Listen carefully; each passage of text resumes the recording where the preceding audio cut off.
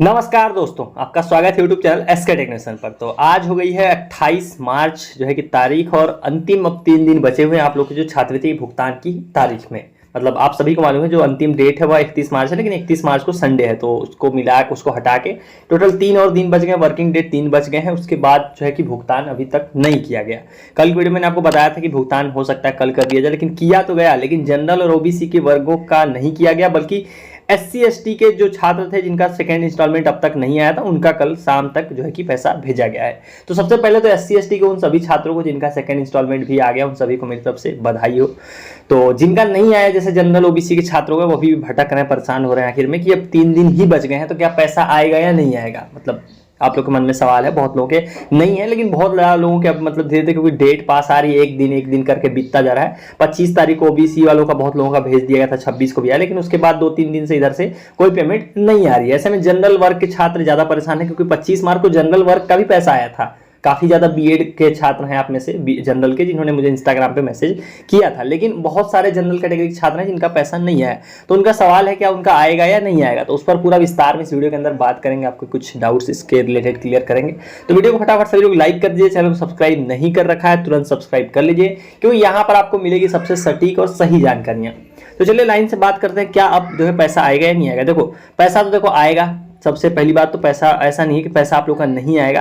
पहली चीज तो आएगा किसका, पहले स्टार्टिंग से शुरू करते हैं। देखो जिसका स्टेटस वेरीफाई रिकमेंडेड दिखा रहा है वही लोग एलिजिबल हैं, वही लोग उम्मीद रखें पैसे आने की। अभी आप में से बहुत सारे ऐसे लोग भी हैं जिनका ब्लॉक में स्टेटस है या फिर पेंडिंग है, तो वैसे लोग एलिजिबल ही नहीं है, मान्य ही नहीं हुआ आप अभी कि आपको छात्रवृत्ति आएगी। तो आपका स्टेटस जैसे बहुत लोगों का आप में से ब्लॉक दिखा रहा है, तो जिनका ब्लॉक दिखा रहा है वो एलिजिबल नहीं है स्कॉलरशिप के लिए, जब तक आपका स्टेटस ये वेरीफाइड नहीं होता है। ना तो पेंडिंग होना चाहिए, ना तो ब्लॉक्ड होना चाहिए, आपका स्टेटस होना चाहिए कैसा, ऐसा होना चाहिए, verify recommended by district scholarship committee, मतलब समाज कल्याण के द्वारा वेरीफाई किया गया है। तो अगर आपका स्टेटस इस तरह से है तो आप एलिजिबल हो। अब ये तो हो गई पहली चीज।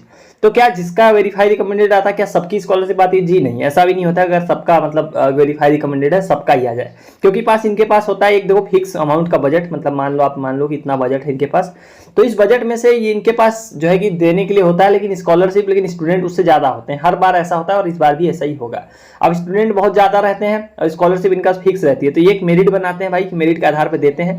फिर उस मेरिट से जो है कि जितने लोग को दे पाते हैं, जितने लोग बच जाते हैं वो बच जाते हैं। तो वेरीफाई रहने के बाद भी जरूरी नहीं कि पैसा आएगा ही। जिनका वेरीफाई रहता है पैसा नहीं आता, उनका स्टेटस बदल के इस तरह से लिख दिया जाता है, scholarship and fee reimbursement could not be dispersed. तो हालांकि इस साल अभी तक ये वाले स्टेटस अभी तक चेंज होना शुरू नहीं हुए हैं, अभी तक ये वाले स्टेटस किसी के नहीं दिख रहा है। तो जब तक ये वाला स्टेटस नहीं दिखे तब तक उम्मीद रहती है। लेकिन एक बात और मैं यहाँ पर आपको जानकारी के लिए बता दूं कि जितने भी जनरल ओबीसी और माइनॉरिटी के छात्र होते हैं, जनरल ओबीसी और माइनॉरिटी, तो जो इनका भुगतान होता है इसको किसी भी हाल में 31 मार्च तक पूरा करना होता है। मतलब 31 मार्च इसके लिए लास्ट डेट होती है, क्योंकि आप सभी को मालूम होगा, जानकारी होगी, 1 अप्रैल से जो नया वित्तीय वर्ष शुरू हो जाता है, तो उसमें जितना बजट होता है, सरकार जो इतना बजट हर विभाग को देती है, उनको 31 मार्च तक उसको इस्तेमाल करना होता है किसी भी हालत में।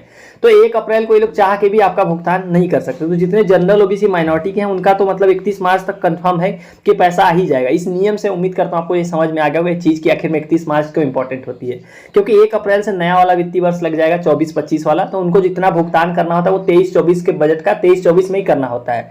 तो किसी भी हाल में उनको 31 मार्च तक करना पड़ेगा। तो जिसका पैसा आना होगा अगले 3 दिन के अंदर अंदर आ जाएगा। आज भी आ सकता है, कल भी आ सकता है, हो सकता है आज कल दोनों ना आए, हो सकता है परसों पैसा आए, लेकिन जो लास्ट डेट है वो 31 मार्च है। उसका रीजन भी आप समझ गए होंगे क्यों 31 मार्च है, क्योंकि वित्तीय वर्ष समाप्त होता है उसके पहले पहले लोग भुगतान करते हैं। तो जिनका भी इस तरह से स्टेटस है, मतलब वेरीफाई रिकमेंडेड और परसेंटेज ठीक ठाक है, वो लोग उम्मीद रखें। अभी आपके लिए उम्मीद खत्म नहीं हुई है, पैसा आएगा। अभी जनरल के बहुत ज़्यादा छात्र ऐसे हैं जिनका पैसा नहीं आया है, ओबीसी के भी छात्र हैं, लेकिन ओबीसी के बहुत लोगों का पैसा आ गया है। तो अगर आपका परसेंटेज कम है तो हो सकता है कि आपको स्कॉलरशिप ना मिले। ये मतलब मैं अभी बता दे रहा हूँ ताकि बाद में आपको अचानक सरप्राइजिंग ना लगे। तो ऐसा हो सकता है क्योंकि मेरिट के आधार पे लोग पैसे देते हैं, जो मैंने अभी आपको क्लियर भी किया। तो अगर आपका परसेंटेज बहुत कम है, स्कॉलरशिप नहीं आए, तो चांसेस है कि ना भी आए। ये हर बार का किस्सा है, रिन्यूअल के छात्र जानते होंगे इस चीज़ को। तो ये भी होता है एक सिनेरियो, तो ये हो गया। और उसके बाद देखो, और बहुत लोग ऐसे भी हैं, ये मैं हर वीडियो में बताता हूँ, यहाँ पर फिर क्लियर करता हूँ, जिन्होंने पीएफ में से अपना स्टेटस देखा हुआ था, उनका अमाउंट इनिशिएट हो गया, वो लोग तो फालतू में परेशान हो रहे हैं। इनका तो कंफर्म ही पैसा आएगा। मतलब जिनका पीएफएमएस पे जो है पेमेंट इनिशिएट हो चुका था, उन्होंने देख लिया था कि उनका पेमेंट जो है कि इनिशिएट हो गया, लेकिन उसके बाद जो है कि ना पेमेंट आया ना पीएफएमएस पे स्टेटस देख पा रहे हो, तो ऐसे लोग भी परेशान है, उनका कब आएगा। देखो ऐसे लोगों का कंफर्म है 3 दिनों के अंदर अंदर पैसा आ ही जाएगा, जिनका पीएफएमएस पे दिख गया है। तो उनको तो परेशान होना ही नहीं है, मतलब जिनका PFMS पे दिख गया है। तो अब इन चीज़ों के अलावा आपको जो चीज़ें ध्यान रखनी है वो चीज़ें क्या रखनी है वो मैं आपको ऑलरेडी बता चुका हूँ, एक बार फिर क्लियर कर देता हूँ। आपको सिंपल देखो अपना NPCI आपको एक्टिव रखना है। NPCI आप लोग ऑनलाइन चेक कर सकते हो, मैंने आप लोगों को बताया भी था तरीका, इसका कोई बहुत बड़ा रॉकेट साइंस नहीं है। सरकारी अपडेट 247 पे चले जाओगे तो आपको वहाँ पर जो है देखने के मिल जाएगी NPCI की, आपको नीचे लिंक मिल जाएगी।